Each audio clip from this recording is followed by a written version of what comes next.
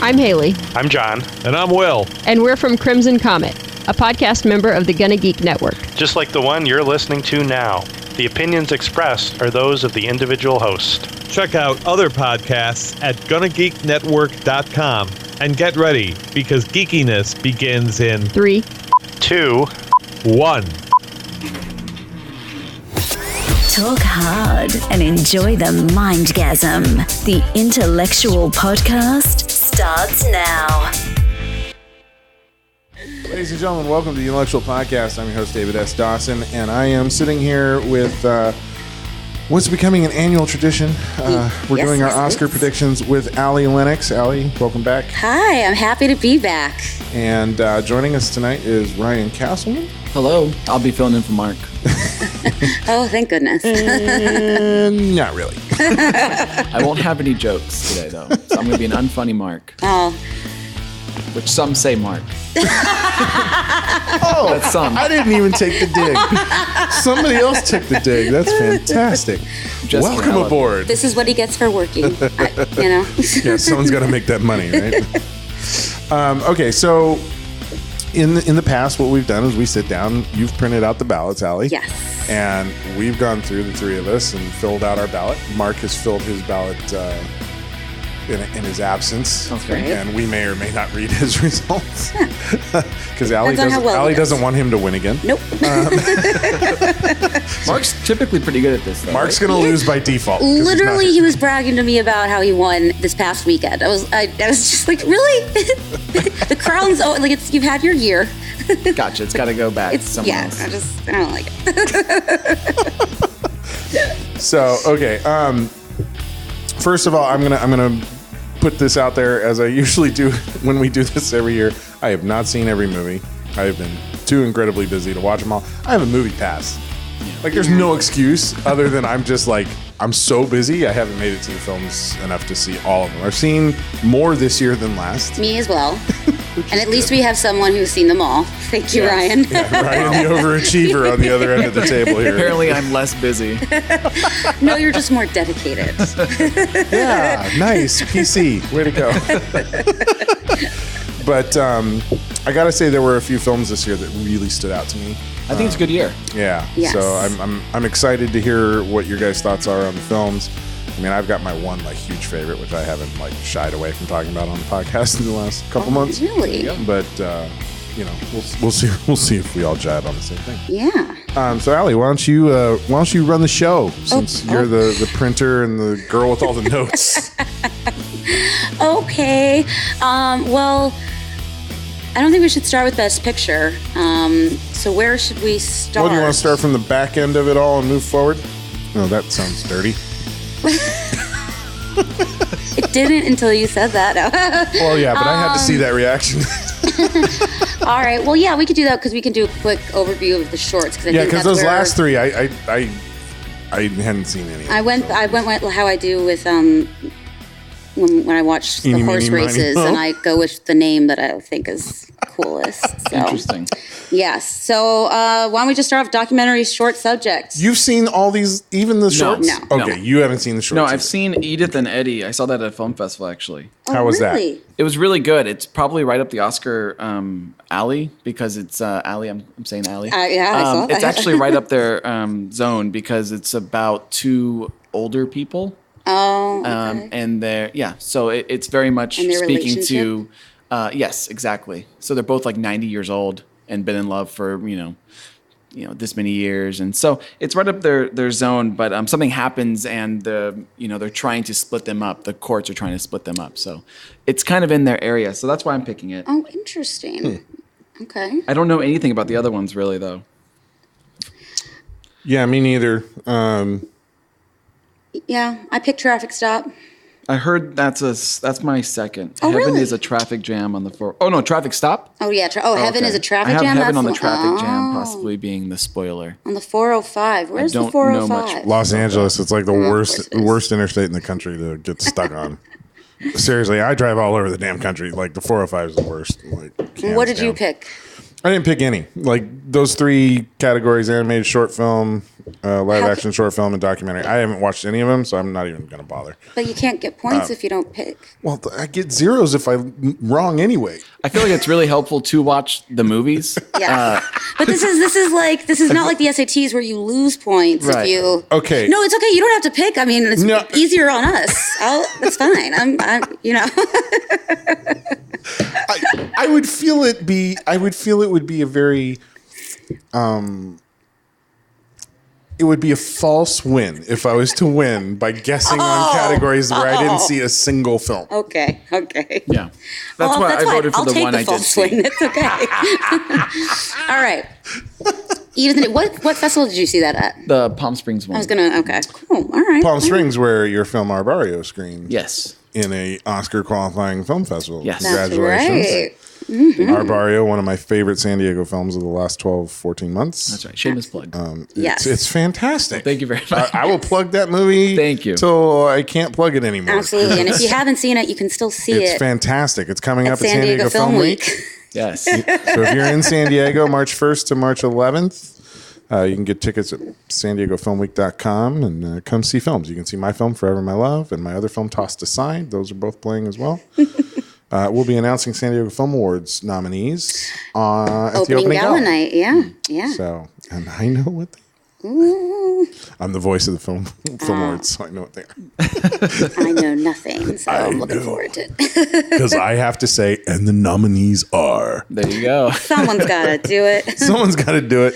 All right, well, let's keep moving along. So, live action short film. Which one would you guys go with that on your guessing? I've seen 2 of them. Okay, well, he's qualified to make the choice. Right, I've seen 2 of them. They're all available in theaters, I believe, right now. Like in the Ken, I think you can go and see in these. Yes. Only I had Ken's the time. playing them this weekend. I know that. Right now, is it DeKalb? Is that what it is? DeKalb? That one is about school shooting. I had a feeling it was but that's what I voted for. It's incredibly relevant right now. Very. Also, one thing I've noticed about this category that I was doing research last year is a movie that's in English is more likely to win. That's my little tidbit. So, and the other one is 11 O'Clock. That one's in English. Interesting. And that one's really funny. Like that one's really well written. The 11 O'Clock one. But do comedies win in the Oscars? They do sometimes, but there got to be that importance factor with it, right? Mm-hmm. And right now, I just think that the percentages are against it. Yeah, I think so. I think the elementary one is for me a kind of a. The 11 o'clock, though. And Mark, What did Mark go with? Mark chose my nephew Emmett. Okay. Okay. And documentary short. All right, that's good. So we don't have not a lot of repeats. I think he skipped it. No points for Mark. Good. What did you go with, Allie? I went with the DeKalb Elementary because I was like, this is going to be about shooting. It's based off a real one, too. Yes, it's actually the one where he didn't actually end up shooting people. So the woman in the administrative office, I saw it, too. It's really good. She talks him down from doing it. So it's based on a true story. You can look it up. Yeah. And it's a powerful movie. Type. Really well executed. So that's kind of like one of the ones where I would want to see the short, but then I would love to actually see a documentary version of it to compare the two. But anyways, okay. We're going to keep moving along until we get to the gritty ones. They're all valuable, of course. The animated short film. Again, I haven't seen any of them. Yeah. So I went with Dear Basketball. Mm-hmm. How about you? Have you seen any? I haven't seen any of these. Okay, phew, finally. Oh, actually, I've seen Lou. Oh. Which one was Lou? I think it played during one of the Disney features this year. I don't know which one, but it's like a kid on a playground, and I'm trying to articulate. Is that the toys? Is that the one where they get? Yes, that's a Pixar short. The bullies? Yes. Yeah, the bully one. The bullying one. All the junk, all the lost items. Yes, all the lost items. Where they convince him to go push over the one kid too? Or is that a different one? I think that was excellent. Yeah, I think it's trying to. I've got one. I think he has to give all those items back, right? Yeah. Okay. Cool. I'm gonna go with. It's in red, so it shows that I did it late. I have Dear Basketball right now too. Oh, do you? Okay. I think my spoiler, I'm going to go with negative space. I haven't heard it, but by reading about it, sounds pretty good. Okay. All right. Okay, so now we're going to move into some categories where we actually have opinions. Know what I'm talking about. Like real opinions. Yes. Let's go for it. Visual effects. I think you should go first. I had a weird wild card on this one. You had a weird wild card on Yeah, that? I went with War of the Planet of the Apes. It's the last Planet of the Apes film, right? Yeah, I think there's that. I think They're maybe due for it. Like, I was have they just won very- it before for the Planet of the Apes films? They've never won. I know they've been nominated a bunch. and that's Never what won. surprises me. I think they do great visual effects. Andy Serkis, right? That's part of that. Yeah, it's all performance capture. Yeah, I don't know. I think it's underrated. It's not my favorite series, but I think they did a great job of bringing it back and bringing it to a new generation of. I can agree with that. Yeah, so that's why I went with that. Okay, what about you, Ryan? It really is between two movies, War of the Planet of the Apes and Blade Runner. Oh, I know. Yeah. I went with War of the Planet of the Apes. Oh, you did? Okay. I did. All I think right. maybe it's going to be like its crowning achievement. Sure. Kind of the same way they went with Lord of the Rings. I was, Right? exactly. Kind of like that. Yeah. That, okay, we're awarding all three films. Right, in one But package. there's not really the same thought for all these members, so who knows? But I'm going to go with War of the Planet of the Apes. Okay. Cool. How about you? Well, this is one of those categories where like my personal favorite is always going to be Star Wars. Look what I'm wearing. Do or die, I'm Look gonna what go with look Star what I showed you earlier. Wars. For God's sake, I've got 2 lightsabers at home and a Jedi outfit. But brag about it I much. have to agree that I think War for the Planet of the Apes is due. Yeah. Because this supposedly is the end of that trilogy, and I don't think Supposedly. they're planning on making any more. And if they aren't, then this should absolutely get it, because all of that work on the apes in that entire series has been outstanding. Absolutely. Absolutely. I mean, it should have won by now. Absolutely, it should have won by It's now. It's a that first tragedy year. that it hasn't won by Yeah. now. It's So the fact that you can watch non-existent people on screen, because I don't know, it's just, and buy into it is Yeah, something. and the fact that you can facial realistically expressions. buy into Exactly. into a chimp like feeling Exactly. and emoting in a way where you like actually care. Yeah. Like that's It's a huge skillful. achievement. Yeah. And just for the record, Andy Serkis also in The Last Jedi. He is? He's Snoke. That's right. Oh, that's the Yeah, the guy who gets cut in half. the baddie. Yeah. Okay, yes. Sorry, It's- spoilers. Yeah. 3 yes. months later, Seriously. the time has passed. I'll do that And for look like at the box Gone. office. Everybody's watched that damn movie and either hated it or loved it. So Yes. I got no problem spoiling that movie. But yeah, I think War for the Planet of the Apes for sure is due. Okay. Well, then I guess mine wasn't much of a wild Now card. this is where it gets interesting. Sound mixing. This is an interesting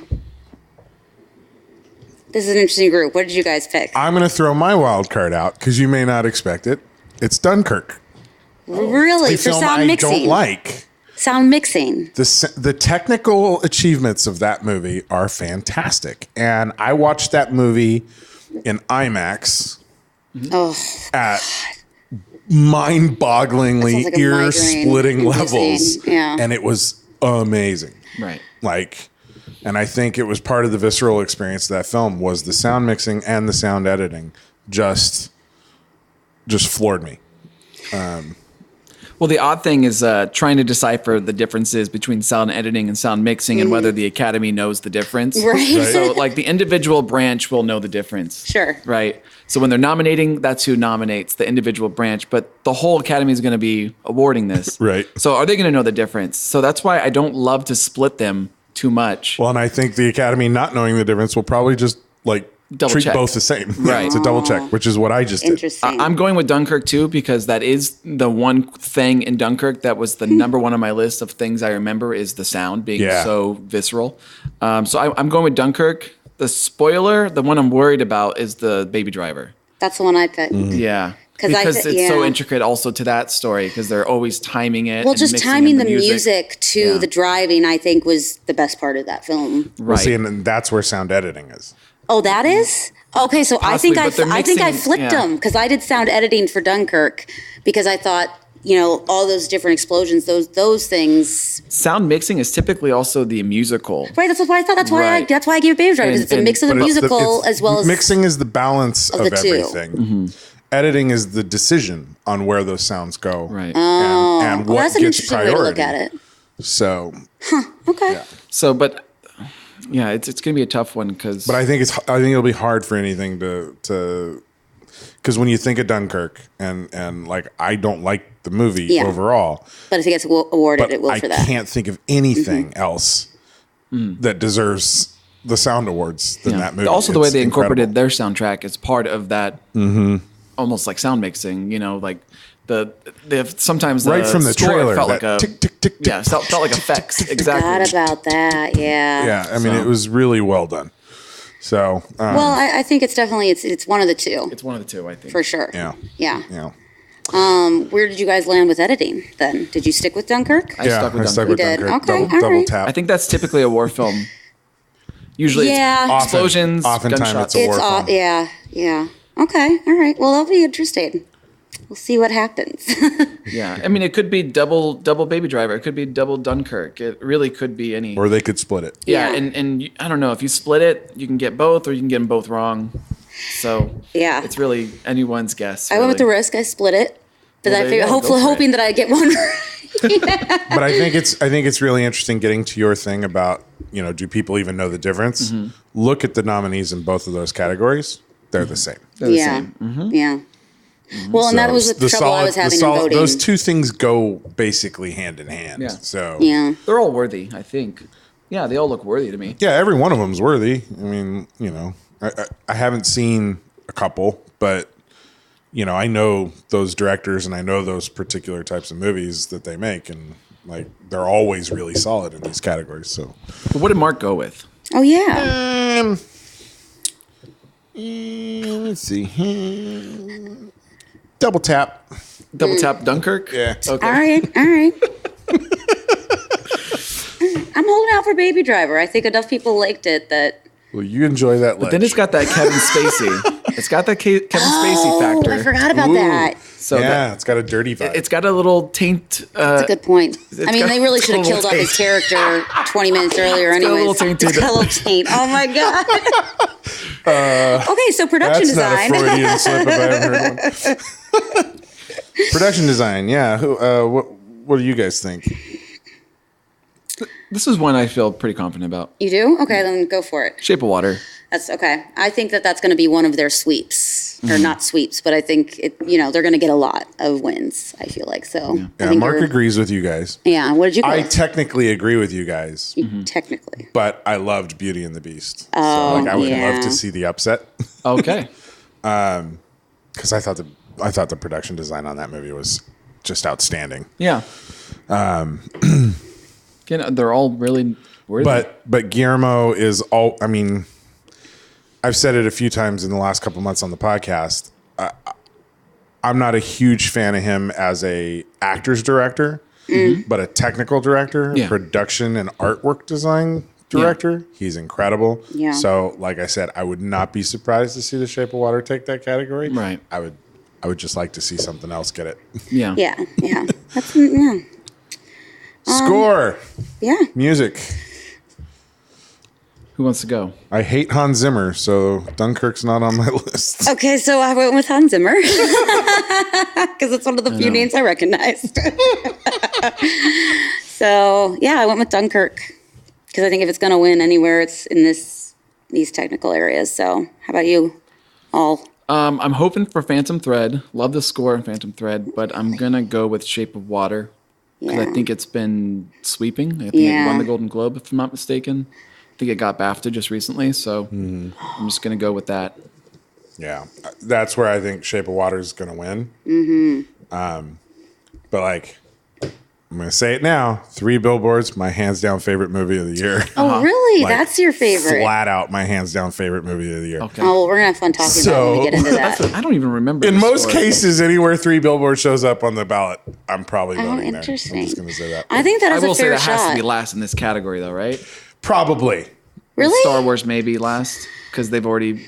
I think Star Wars would be last. Yeah. I don't know. I think 3 billboards. Well, and here's where the kind of dark, kind of the way Oscar voters think sometimes. Yep. John Williams is getting really old.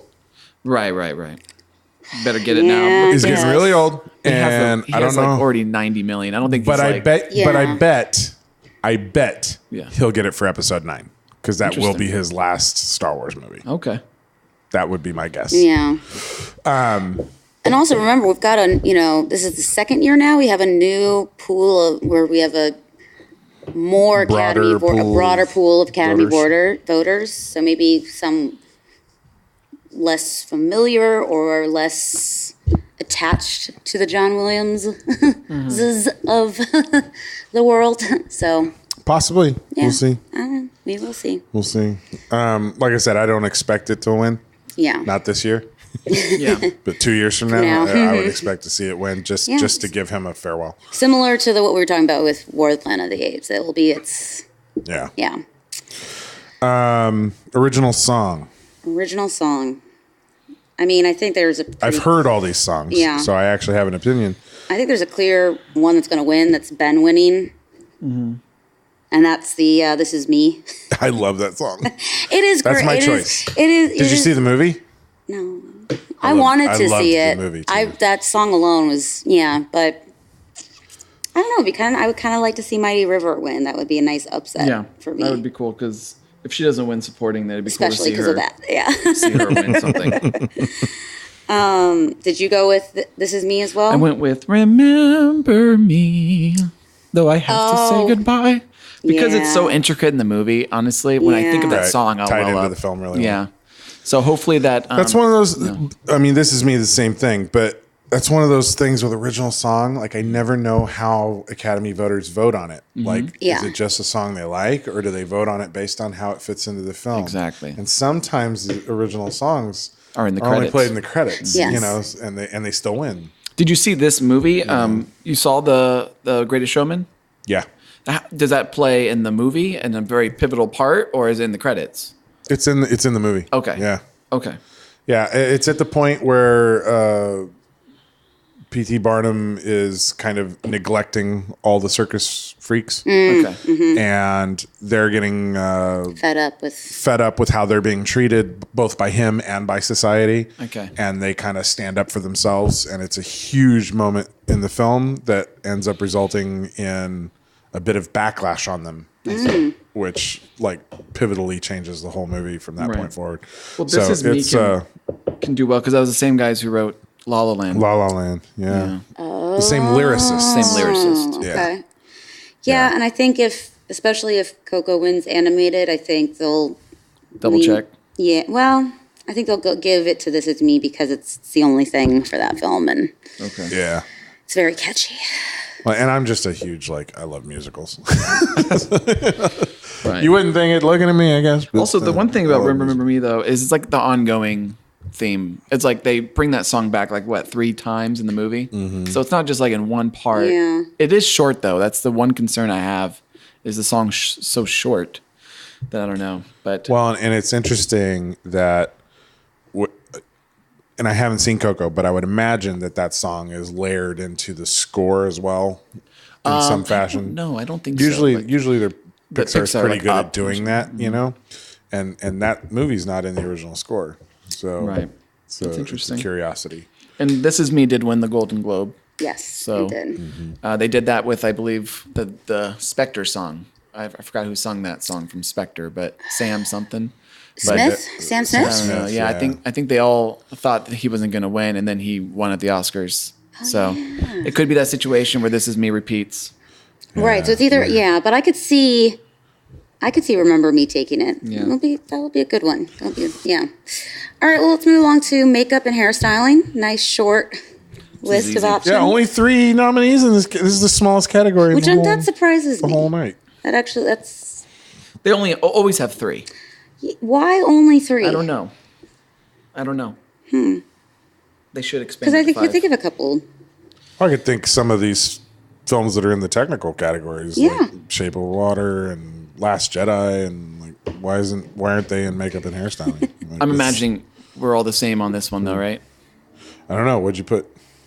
Darkest Hour. Darkest Hour, yeah. Darkest Hour, I think that's what it won for Golden Globes as well. Not that that's always a tell, but one thing about this category, if a Best Picture is in this category, it's more likely to win. Yeah, that is true. And honestly, I mean, Victoria and Abdul is nice, but I've never even heard of Wonder. It's the Jacob Tremblay. He's got a facial. The little kid, yeah. Oh, okay. All right. Okay. Well, let's get into film editing because I think this is going to be an interesting... This one is going to be interesting. Yeah, because I have very strong feelings that I, Tanya, should win. Yeah? Yes. That's a deserving winner. I so wanted to see I, Tanya. I haven't been able to see it yet. I'm actually quite upset that it's got shut out of the Best Picture field. So for me... I was surprised at that, actually. One of its strongest qualities, I think, was the editing because they do this very mockumentary, documentary style, breaking the fourth wall. And I think it played really well to just the craziness that the whole story is. I think it fed really well into that. I loved it. I thought it was... I mean, I guess I noticed the editing, which you're not supposed to, but in a good way. So, well, that thing, like if you do a really good job, people aren't going to notice it. Yeah, that's true with a number of different things, but not necessarily. Editing is one of those things where noticing the edit can actually be okay. Yeah, I just felt this was its standout was its editing, and I'd love to see it get that But how about you guys? What did you go with? I went with Baby Driver. Yeah. I think because it's so intricate. The one thing that concerns me, it's not a Best Picture nominee. But they've sometimes gone with non-Best Picture nominees before. They've gone with like Born Ultimatum. They've gone with Girl with the Dragon Tattoo. It happens. Good. Yeah, when they're really strong. Right, and I think sometimes the best editing goes to the most editing. So I think that's why I'm going with That's what Mike Driver. Tao always says. Right. That's very interesting. And I think there's a lot of editing, and people notice the editing in Baby Driver. The second one, I'm leaning towards. If it's not that, it's probably Dunkirk. Yeah. But I'm gonna go with Baby Driver. I haven't seen Baby Driver, so I can't speak to it. I personally think Dunkirk is probably the one that's got the. I definitely think it's the one that's the most likely to win. Kind of lead into it. Yeah. But again, like I said before, Three Billboards is my favorite film of the year. So you voted for so that's my vote, and I don't care about winning this. Like this for me is like a record of what I feel. But one of the things that I wish I saw more of in film editing is that the film editing is where we finally decide how we're telling a story, and something like Three Billboards is juggling 3-4 different stories all at once. Yeah. And how effectively you can edit to tie those stories all together and keep it seamless and not distracting to telling any one of the individual stories, I think is really fucking hard. Yeah. As a filmmaker, I find it hard enough to edit one story straight through, but then That's true. But you can kind of make the argument for Your Eye, Tanya doing the same kind of thing. Exactly. Yes. And make the argument for Dunkirk, 3 different timelines. Yeah. Exactly. And that's where I think Dunkirk has the lead. Okay. Is it does follow a non-linear storytelling format. Right. And does war editing. But I also feel that while really I actually really liked the nonlinear storytelling, I do feel like that was a place where a lot of people didn't like Dunkirk. They liked the concept, the idea that they'd see getting it from ground, from sea, from air. But I think a lot of people really didn't like the mix, mash of it all. That before. Yeah, I've heard that. It didn't bother me too much. I was surprised that it took me so long to realize that what's his name, Brady, was the pilot. But yeah, I don't know. Tom Hardy. Yeah, Tom Hardy. That's the one. All right. Yeah, we're not talking sports. I'm like, Tom Brady doesn't act. No. He loses football games. Yes. All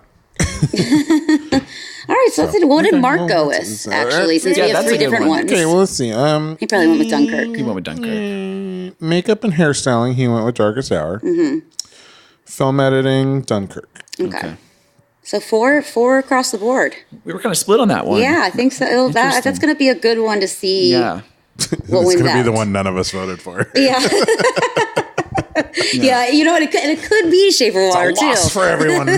What's going on with Dunkirk? It was the BAFTAs were just recently. Did you hear about who won all the BAFTAs? No, I only heard about Kate Middleton not wearing a black dress, but sorry. Okay, focus on the important things. Dunkirk is probably supposed to be, I mean, a BAFTA slam dunk. Right, because it's... being the British awards, right?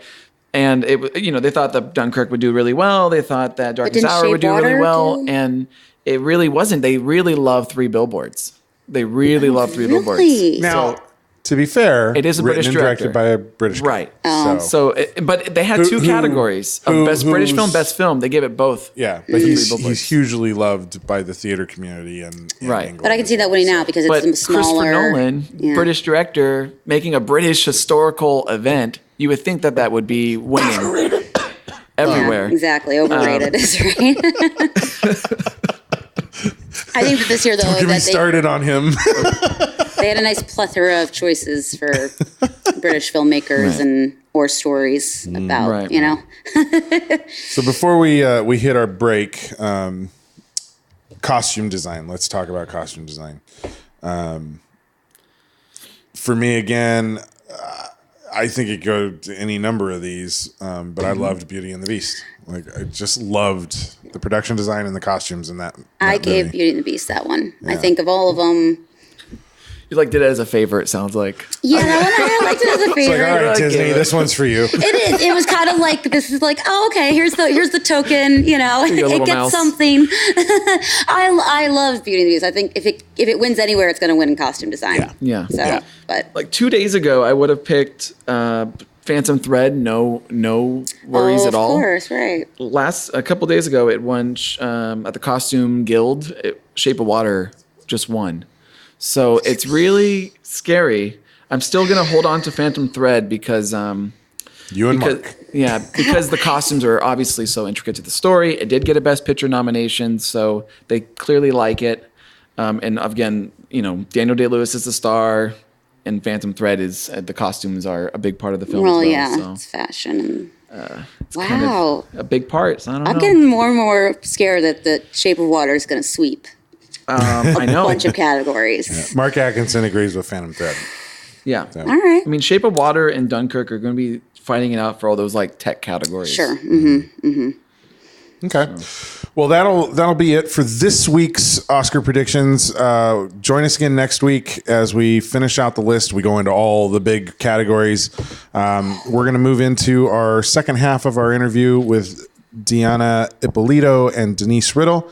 And the discussion on their new film, Close Your Eyes. And join us again next week for the rest of our predictions with Allie and Ryan and myself and non-existent Mark Atkinson. So until then, I'm Dave Dawson. You've been listening to the Intellectual Podcast. See you soon.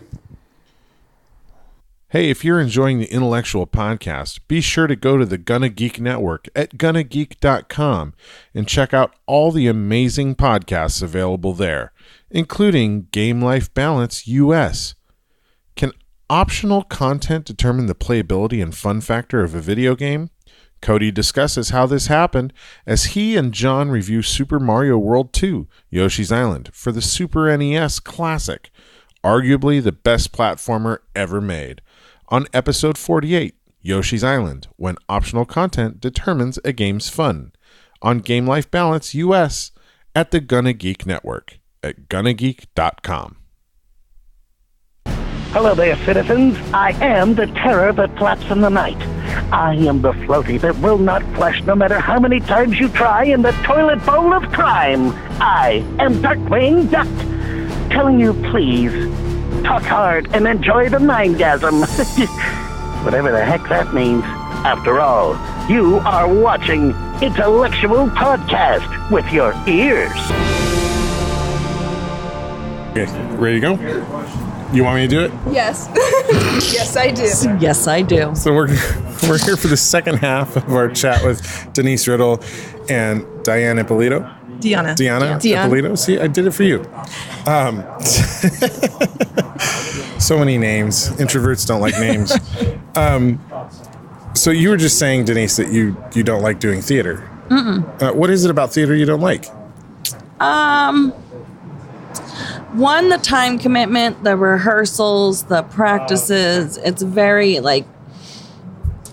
I don't mind putting in the time if I'm home reading it and diving into a character, but just going over those rehearsals over and over and over and waiting for everybody to get their lines and okay, start again. And it's just, it didn't have I guess I don't need to perform in front of a big sold out crowd and you're asked to sell tickets and bring people to the production and promote it. And I just didn't have that connection to it. I know a lot of people love it. I go and watch many plays of fellow actors of mine that are in theater, and I don't mind going and watching them, but just looking at them going, I'm so glad I'm not up there with you. You know I didn't have that like I do when I'm on set, either even commercial or TV or film. I really love being there and being on that stage. I did it, but I didn't love it.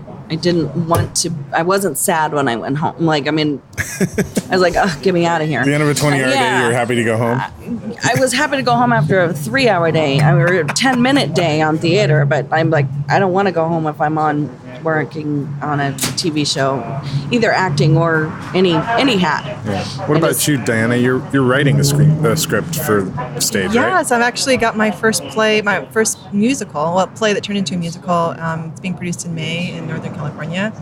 And I've actually been tasked with lyric writing for some of the songs. Oh, wow. So I'm trying to do that and pre-produce my first feature film at the same time. Am I crazy or what? Maybe a little. Sounds like a good year to me. No, it's a good year. It sounds like a whole nother movie to me. Yeah.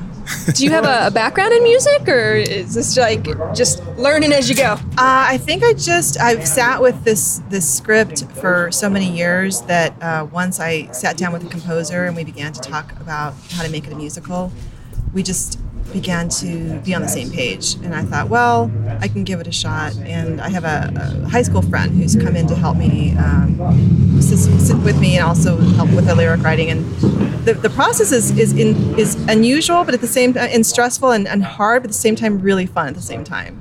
So it's like equal parts stressful and what the hell am I doing? And then at the end, you're like, oh yeah, that was fun.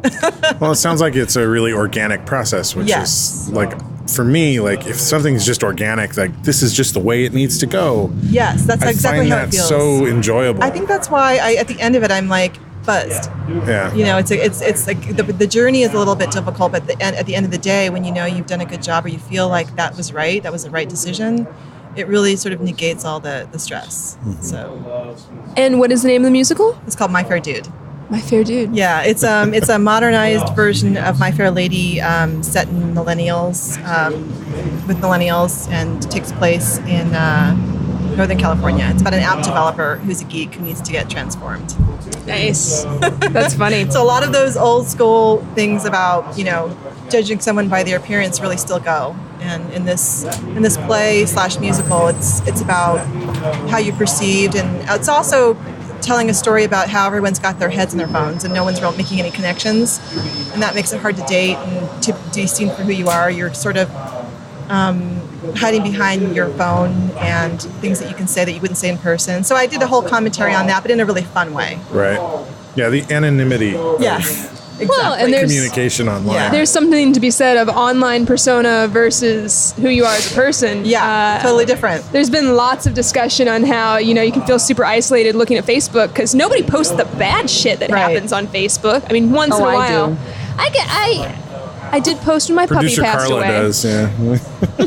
But for the most part, it's very sanitized versions of people's lives. Right. And I think that can give you that whole keeping up with the Joneses sort of sense where you would question, is my personality enough? Is it, Yeah, and that's kind of what I wanted to touch on in a fun way that was, truthful, but at the same time still comedic and still entertaining without wagging my finger saying, this is how I feel about the world. It's more like, nudge, nudge, wink, wink, we all know this is going on. Isn't some of our duty as storytellers to point the finger and wag it at the world a little bit? Yeah, but also it's also up to you how you take it. You know what I mean? I'm not saying I'm better than you or I wouldn't do that or, we all have the same abilities to want to appear better than we are. So, and that's sort of a commentary on that and selfies and being self-absorbed and all that stuff. Yeah, I've stopped taking selfies. I know on Plenty of Fish, I have my picture from when I was a underwear model in the 80s. So Thanks for sharing, I know Denise. where you're coming from. That's kind of cool. Yeah. But yeah, I mean, it's good, I think, to package it in the form of a musical, right? Because a lot of times you're so entertained by something that it takes a little while longer before you're like, wait, what was that lyric about? Mm-hmm. Oh, I'm going to think about this for a while. Exactly. You know, people talk about musicals Hamilton being like and that. sci-fi, I think, have that kind of same ability to kind of subvert things in a pretty package that doesn't make you quite realize the story you're being told. Oh, Book of Mormon's genius. Yeah. I love that. That's one I wouldn't mind being in. Right? Couldn't do Hamilton. No, thank you. I haven't seen Hamilton. I tried. I have no idea. Now, Denice, I was curious. So we've talked a little bit about your acting life, but of course here you're playing role of producer, role of AD, kind of more the business side almost to a degree. And I think that's a little foreign to a lot of our listeners who, you know, live on the artist side. What the heck is that? Where do you even start? You start by someone coming to you and asking, I need this, can you help? And then you get it done. And then I ended up, can you, like, just, you know, so many people in the industry, can you find me this? Can you find me that? I need that location. I need this actor. I need that. And like, literally, there's almost nothing that I haven't been able to find, even location-wise. And it doesn't matter if you need a rocket Talk about the ship. anamorphic lens. Yeah, like just, I can pull magical things out of my butt that I didn't know I could do. And I can do them over and over and over again. Like, wow, I'm pretty awesome. Like, how did I do that? I look back at things that I've gotten and done that I'm like, did I do that? I think it's the extrovert in you. Oh, it might be. I think that helps. It might be. Yeah. Plus all the connections that you have and the rapport you have with people all helps you pull in favors. And I've helped a lot of people out. So, I mean, and that, you know, comes around where they'll help me in return when I need it. So, I think the introvert side of me gets in the way of like asking the big favors of people. Oh, and not stuff, me. you know? I'll go out and ask I get real shy about it. So I turn to my Other collaborators people. who I know are. You'll ask me. That's how I started. You know, Yeah. people like you would ask me to do stuff that, and I would do it happily. So you said that you've only jumped back in this in the last 3 years, but it sounds like you have quite a network that you have developed. In 3 years? Yeah. How did you do that in 3 years' time? Well, 3 years ago, she was an associate producer on one of my films. That's true. I didn't know who Denice was at all. That was one of the. Yeah, I just reached out and like, hey, I want to help you. What can I do? Yeah. So I have that where I think a lot of people come to me and know that I can help, that I help people out over and over and a lot. And then in return, that's kind of, you know, helps with me asking for them help and referrals and locations. Like, I can't help you, but I know this person who can. So, yeah, I think like in the first year of me, maybe 2 years, I had like 5,000 friends that were all just filmmakers in some form, shape or form. I remember somebody came to me from Texas and asked, like, I know this is probably impossible, but I need filming a film, and it's like an Iraqi, you know, Desert Storm type, and I need a location. So, but we need like 20 acres where we can build berms and bunkers, and I put a post out, and literally within an hour, he had a place in Texas that was 20 minutes from where he wanted to be. And it was a guy I went to high school with, and his parents owned like 50 acres, and he built everything there. It was just within 15 minutes, I found his location that he needed in Texas. It's like, did I do that? So do you keep a Rolodex of like, you know, all these people, or is it all, you just have a hell of a good memory? Yeah, it's all in my head. A lot of things are in my head. And yeah. That's just crazy. And it's just Facebook, and I'm not really, I'm on Twitter and Instagram, but I get hacked all the time, so I have to keep starting them over. But it's all Facebook. So like within 5,000 connections, it's all somebody knows somebody who has what I want or what you want or what somebody else needs. And I've just been able to get a lot of things and make things happen. So I think producer is kind of, you know, that's what they do. They make things happen that you wouldn't think would be possible. And then AD, I'm really good at telling people what to do and staying on schedule and staying ahead of time and making sure that There's no talking on set, no phones on set. On the one I AD'd, 5 out of the 6 days we were ahead of schedule and saved a ton of money. So, yeah, good AD on set is really important. AD and script supervisor. Especially the more tight your schedule gets. Like a 10-page a day kind of shoot. Yeah, I was telling her that I'm really, really fun to work with. Most people would say so. Some don't. But, it takes a lot for me to change that mode to where, just the ultra efficient person kicks in and it's like, no, like this, you're going to be like this. You need to go.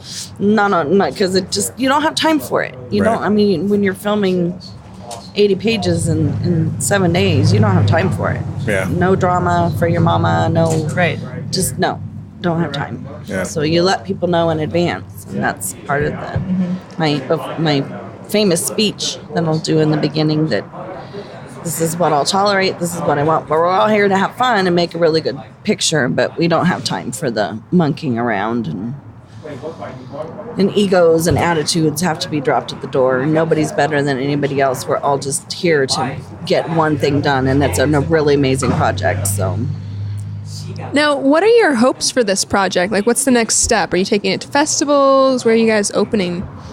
Well, we're going to just try to put it into a few major festivals, maybe 4 or 5. But really, the goal is to get it up on digital platforms because we just want it out there. We want it out there in the world. We want people to be able to find it and see it, and go from there. Hopefully, this is supposed to be, for me, the door opener for other higher budgeted films and projects. Yeah. I've got a lot in the back burner, so if people can see how well I can direct this and for so little, then, they might be more willing to be on the next one. Oh, okay, well, if you can do this, I'm sure you can do that. So That's the ultimate goal. I'm not the real big person of, my film got into this festival and that festival. You can get them into any festival, really, and lift this up the bigger ones. But there's so many film festivals that my goal isn't for her to get it into 50,000 small film festivals. Like, go big or go home. Right. I agree. And I don't care how many festivals it's in because a lot of people don't see those, It's not important to me. It's really important is people seeing it.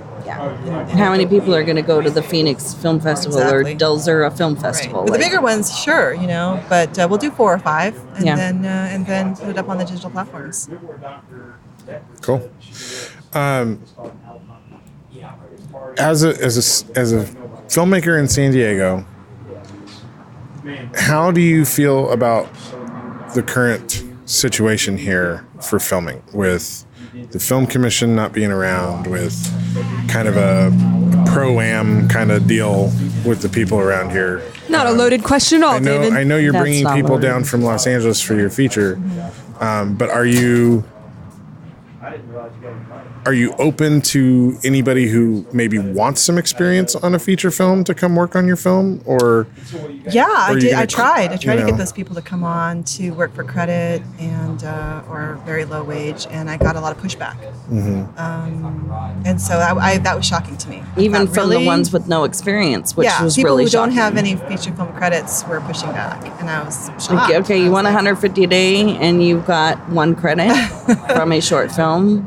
So I really wanted to showcase this, as my hometown and be like Cameron Crowe and really just say, I love San Diego and look what we can do here. But then I ended up having to bring everybody down from LA. And so to answer your question, I'm disappointed. I'm disappointed at the film. I'll just say nobody asked me. David, will you marry me? Nobody asked me, I'm just saying.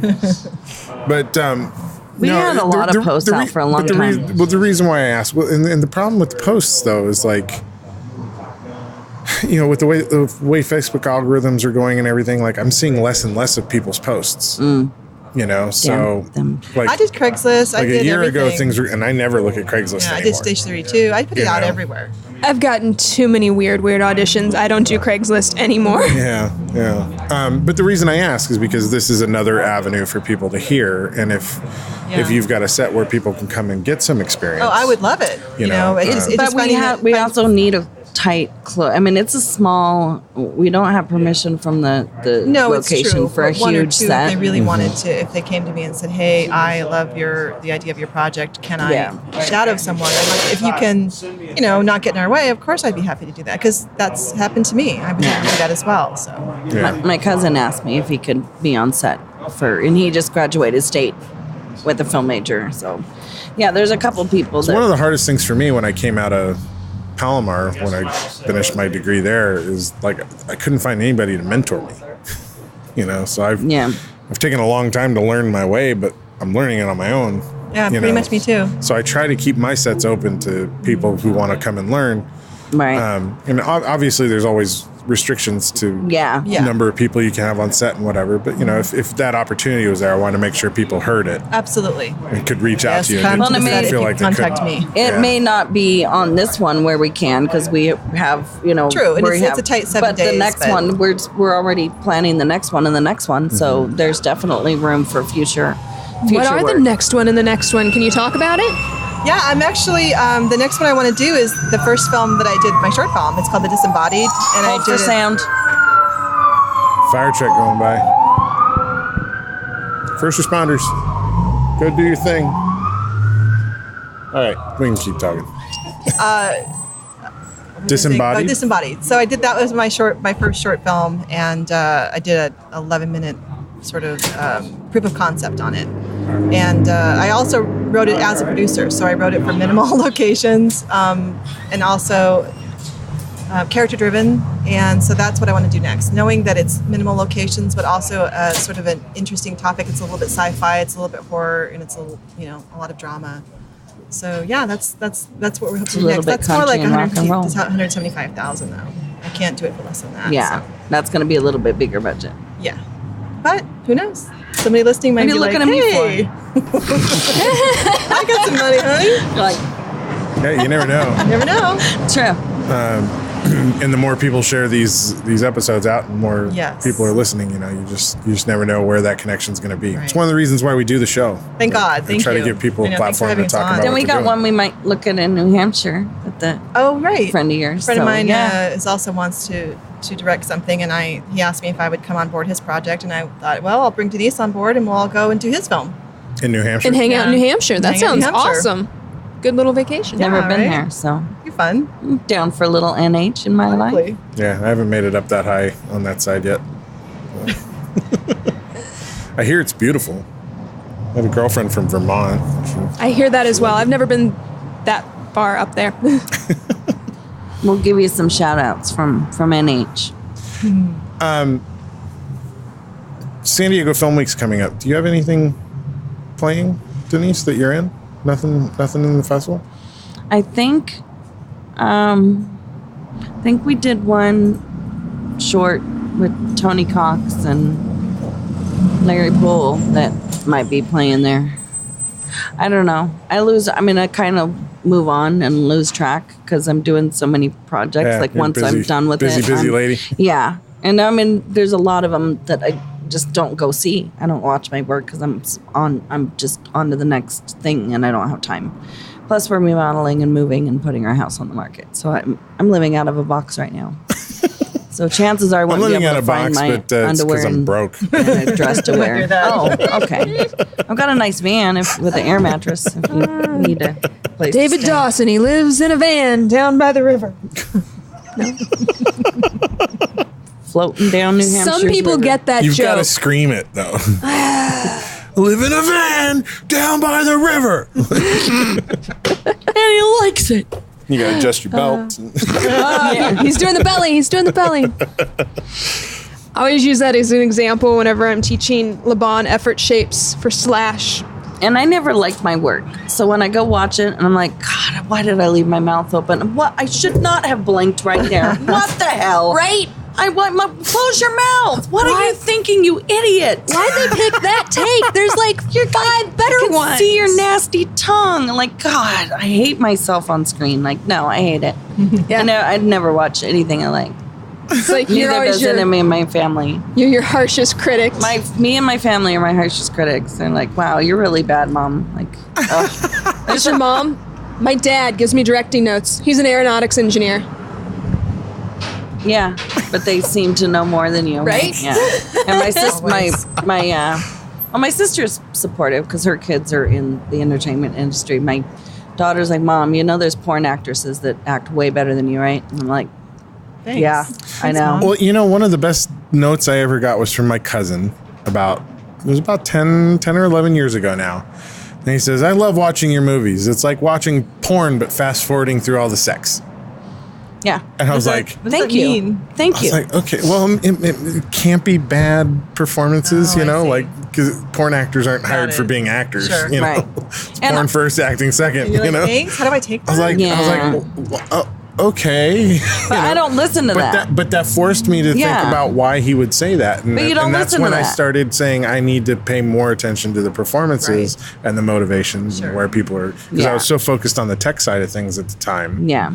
And it was a huge motivation for moving forward. And I keep telling him all the time, I'm like, I'll show him the latest cut of one of our newer films. I'm like, it's not like porn, right? And he's like, I'm never going to live that down, am I? I'm like, no, because it's made me better. Yeah. You know? That comment made me better. Nobody else was giving me that critique. Like, you know, like, hearing all this criticism and going to auditions and getting the door slammed in your face every day. And to me, it's like, thank you, you know, because it makes me want to get better. And I know I'm not going to stop. I know I love this. You can either take that as a soul-crushing defeat. Or you let it fuel your fire. Say, to hell with you, I'm going to come back and be better next time. Yeah. And I do. I get better and better. And like you said, I'll never stop learning. Yeah. I never want to stop. And I'll never be, in my eyes, I'll never be a good actor. Yeah. I won't, because I'll never achieve what I want to achieve because I'm always wanting to get better. And it's just an infinity of where you want to be as a person and an actor. I'll never stop achieving. Yeah. You're always learning, always taking what mistakes you made and trying not to do them and making a new mistake or whatever. Yeah. How do you feel when you see your words like performed? Well, the first time it happened, it was very exciting. You know, I was like, wow, that was better than I thought. And then sometimes I'm like, oh, that was on the nose. Yeah, it was interesting watching you at when we had our fundraiser premiere at Brick Bar. Right. I was watching you watch your film, and it was quite interesting because sometimes you were into it where you liked it, and then you were like, oh my God, like you could tell you were bothered by it, and then you come back like, oh, I like this scene. Oh, I hate this one. I was totally thinking about the technical aspects. Yeah, you know, like, oh, that was too. It was interesting watching you. Yeah, I usually try to disappear when people watch a film for the first time because I don't want them watching my reactions. Yeah. It's exciting, so though. I want It still them to have is, their no own. matter what. I'm watching the Olympics, and I'm watching the coaches in the background that are like living their performances of the people that are on the ice. It's so fun to watch. Like, oh my God, that's so cute. Totally. It's adorable. Yeah. That's hilarious. But I think you like your work on screen. I do, because I think when it comes together technically, and it is the vision that I had, you know, and I feel proud of it. I feel proud. Yeah, I feel excited and proud, and like, okay, I'm getting better. Each time I'm getting better, and then it's like the next bar. If you weren't good, I wouldn't be here. Well, thanks, Denice. So I researched you like a lot, and like I watched all of her stuff, and I don't want to put my name on crap. I won't. Yeah. You know, if I wanted that, I would work with. Never mind. But anyways, yeah, and I'm like, oh my gosh, she does amazing work. Like this is somebody that I'm gonna work with, and. Well, I want to bring everybody that feels that way about me and my projects with me all the way. You know, if I can have this kind of support, you know, when we have no money, can you imagine when we have a little bit of money? You know what I mean? What we can do? Oh, I'll be gone then. It's gonna be amazing. Yeah, if you tried to pay me, I think Denice, you're coming with me. Kevin Smith used to say that one of his greatest joys was Scott Mosier was his producer. Has been his producer like for years and years, ever since the very beginning. And when they finally got to, I think it was Dogma, they had like a real budget for their movie. And he's like, it was so much fun to watch him go from, no, we can't do that, we don't have any money in the budget, to here's some money, throw some fucking money at it. It's all good. You want to do that? Here's some fucking money. I look forward to that. he's like, that was a great day. Yeah. I aspire to that. I would love to get to that point. Me too. We will. But building up that team around you that you can trust, that you know, because in the end, we all are artists, and we're all really neurotic about what we're doing. Mm-hmm. So if you can have that kind of safety net of people around you who shouldn't be yes men, Right. Because then you're George Lucas and you make the prequels. But, should be people you trust enough to tell you the truth in a honest way, because they're on your side. That's right. That's right. That's the kind of team I do have. It's so important to have that. Yeah, definitely my DP will pull me aside and say, we don't really need that shot and here's why. Or, you can say that with a look and take all the dialogue. I mean, but, all right, you're right. Yeah. So I'm always willing to listen. And I also respect everyone who does their job. They're doing their job. I hired them for a reason. So if they have something to say, I'm going to listen. Right. It's good. It's good. Where can people check out, your past projects? Read up more about you. You can Google a lot of my films. Rob's Problem is just coming out of festivals, but it's going to be online soon. That was my last film. It was a horror love story. Really good. A little bizarre about a guy who falls in love with a it's so mannequin. good. That's what made me want to work with you. Then I watched all the rest of them, and I'm like, oh, I'm in love. I'm in love with you, girl. Oh, thank you. Yeah, no, a lot of the films are you can actually Google them, my name, and then the name of the film, or just or the avenue, the YouTube will pop up. Yeah, you can find it on YouTube. Okay, so YouTube channel, we can find you. Yes. Awesome. Right. Awesome. I have one last 2-part inspirational question for both of you ladies. Here it comes. Here it comes. Professor and her has to rear its head every once in a while. Good thing the wind picked up for this. All right, so my question is, what would be your dream project, and what role would you like to play in that dream project? Director, actor, producer, etc. Of my own or of anything out there in all of the world of imagination? Well, I have a film that I wrote 17 years ago that I've been trying to get off the ground that requires a lot of money. Not a lot of money, but, more than $50,000.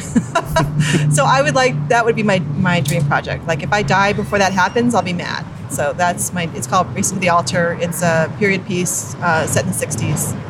And that is my dream project. It's a true story about some kids who don't want to go to Vietnam, and so they find out that there's a loophole. If you get married before midnight on this particular day, then you won't have to go to Vietnam. So it's a road movie. It's a coming of age movie. It's a story that involves a lot of when you go from childhood to adulthood. So there's a lot of themes in it, and it's just something that really resonated with me. And I've had it made almost 3 times, and the money dropped out.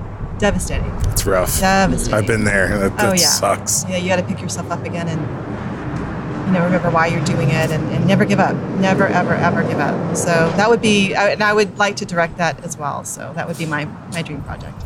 Cool.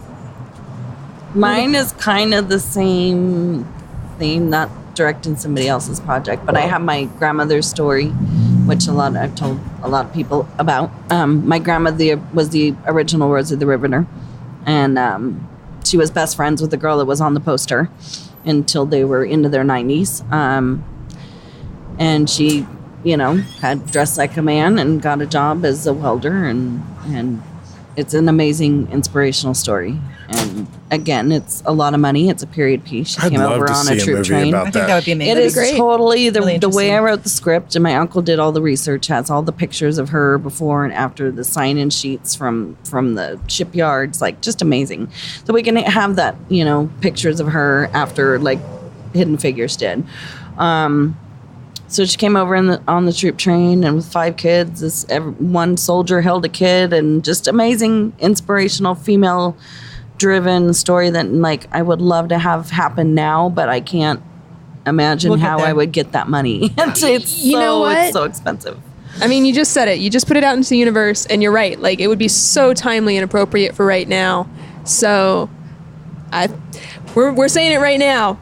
Get some money to make this piece, because it would be perfect. It is the next Hidden Figures script. It is amazing, and it's a true story, and it's amazing. And my grandma was amazing.